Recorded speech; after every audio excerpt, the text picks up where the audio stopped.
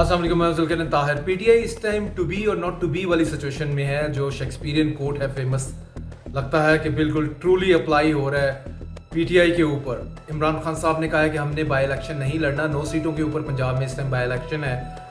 3 पे पहले 18 सितंबर को होगा, उसके बाद 5 अक्टूबर को होगा, बाकी 6 के ऊपर। मसला सारा ये है कि इमरान खान साहब समझते हैं कि जो लोग रॉन्ग तरीके से डिस्क्वालीफाई किया है, इलेक्शन कमीशन ऑफ पाकिस्तान ने May 9 के केसेस को लेके कन्विक्ट किया। May 9 के केसेस में कन्विक्ट हुए, उसके बाद इलेक्शन कमीशन ने मिनट नहीं लगाया उनको डिस्क्वालीफाई करने में। तकरीबन 14 लोग हैं, सेनेटर भी शामिल हैं इसमें। 12 सीटों के ऊपर कौमी और सूबाई की ये टोटल इलेक्शन होगा। 9 का शेड्यूल इलेक्शन कमीशन ने दे दिया है। हाँ, सब कहते हैं कि हमने अब उन फैमिलीज़ के साथ या उन लॉ मेकर्स के साथ, उन MP MNAs के साथ सॉलिडारिटी एक्सप्रेस करनी है इलेक्शन ना लड़के। क्योंकि अगर इलेक्शन वहाँ से किसी और को टिकट दी जाती है, चाहे उनके फैमिली मेम्बर्स को भी, तो ये उनके साथ ज़्यादती होगी। क्योंकि May 9 के झूठे केसेस थे और झूठी सज़ाएं हुई, और उसके बाद इलेक्शन कमीशन ने भी एक पूरे का पूरा झूठा एक्ट किया और उनको डिस्क्वालीफाई किया। क्योंकि अभी वो उनके पास अपील का राइट मौजूद है, हाई कोर्ट में जा सकते हैं, वहाँ से नहीं उनको रिलीफ मिलता तो वो सुप्रीम कोर्ट जा सकते हैं। लेकिन इलेक्शन कमीशन, जो कि अंडर सम एक ख़ास ऑर्डर के तहत सारा सीन चल रहा है बकौल पीटीआई के इलेक्शन कमीशन तो एक सिंपल रबड़ स्टैंप है, जिसको कोई उठा के जहाँ पे टप्पा लगाना हो लगा देते हैं। फॉर्म 45 को 47 में चेंज करना हो, सो पूरी की पूरी एक चार्जशीट है इलेक्शन कमीशन के ऊपर पीटीआई की। बल्कि पीटीआई के मुताबिक इलेक्शन कमीशन जो है वो लिटरली एग्जिस्ट ही नहीं करता। बस ये समझ लें कि एक अनाउंस करने के लिए एक बॉडी रह गई है इलेक्शन के रिजल्ट, और वो भी जिसने इनसे अनाउंसमेंट लेनी होती है कि आपने किसको विक्टोरियस डिक्लेयर करना है तो आप ये कर दें। इससे ज़्यादा इसका कोई रोल नहीं है अकॉर्डिंग टू पीटीआई। तो लेकिन कल क्या सीन हुआ है वो मैं आपको बताता चलूँ। वो बड़ा मामला गड़बड़ हुआ है। पीटीआई की पॉलिटिकल कमेटी है, 21 मेंबर पे मुश्तमिल है। उसमें से 12 लोग खान साहब के डिसीजन के अगेंस्ट चले गए हैं। उन्होंने कहा जी नहीं खान साहब, ये जो आपका डिसीजन है कि इलेक्शन नहीं लड़ना, this is not a good decision, ये बैड डिसीजन है, आप इसको रिवर्ट करें, आप इसको चेंज करें। और 9 लोगों ने खान साहब के जो डिसीजन की तायद की कि हमें इलेक्शन का बाइकआउट करना चाहिए इनके ज़िमनी इंतखाबात का। पॉइंट ये है कि अब ये इक्वेशन जो है 12 वर्सेस 9 है, 12 अगेंस्ट 9 लोग जो पॉलिटिकल कमेटी पीटीआई की है। आगे क्या ये 12 की राय प्रवेल करेगी या सिर्फ खान साहब ने जो कह दिया सो कह दिया, अब वही होगा और कुछ नहीं होगा। इनका आर्गूमेंट था, 12 लोगों का आर्गूमेंट मैं आपको बताता हूँ, ये था कि बाइकाट करने से हमें कभी भी कुछ नहीं मिलता।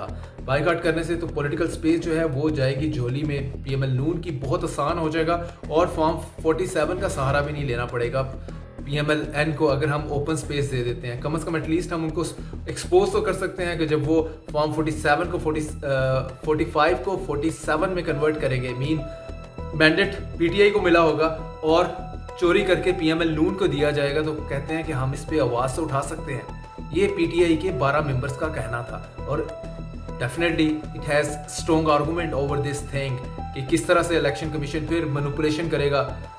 डब्बों से सारा वोट पीटीआई को निकल रहा होगा, जो कि सुन्नी इत्तेहाद कौंसिल के ऊपर बाय द वे उन्होंने सभी ने टिकटें अभी जमा करवाई हैं इन 9 की 9 कॉन्स्टिट्यूएंसीज के ऊपर।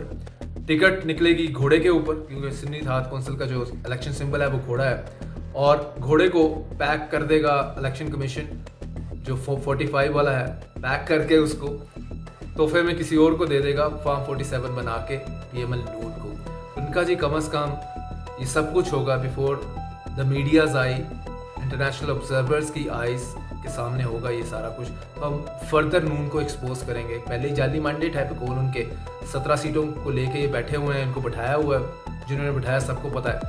तो इस बेटर कि हम इनको एक्सपोज करें। और सेकंड उनका ये पॉइंट था कि उनके पास रिपोर्ट है कि नवंबर 26 के इंसिडेंट को लेके जो इस्लामाबाद वाला मामला था, उसमें बहुत सारे पीटीआई के पेशावर से एमपीएस हैं और एमएनएस हैं, उनको डिस्क्वालीफाई करने का प्लान बना हुआ है। ये बड़ा प्लान है, ये सामने है। वो कहते हैं कि इसमें जब फारग कर देगी जो है इलेक्शन कमीशन, जब इसका कोर्ट हमें कन्विक्ट करेगी PML PTI के MNS MPs फ्रॉम पेशावर, तो फिर क्या बनेगा? KP असम्बली में तो हमारी मेजोरिटी चली जाएगी बाय दैट टाइम। तो क्या हम इलेक्शन नहीं लड़ेंगे उसमें?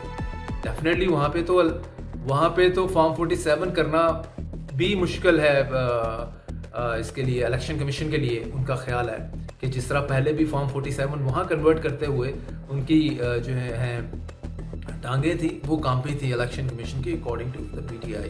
तो वो कह रहे हैं कि उस वक्त हम ये डिसीजन करेंगे फिर आगे चल के इन ए फ्यू मंथ्स टाइम।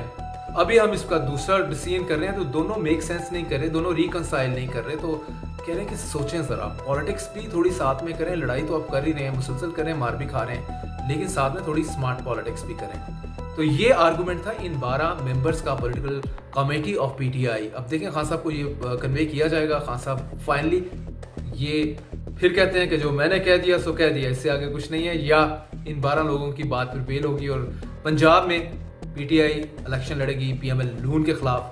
ये बिल्कुल 1-2 दिन में हमें बिल्कुल क्लियर हो जाएगा इस चीज़ को लेके।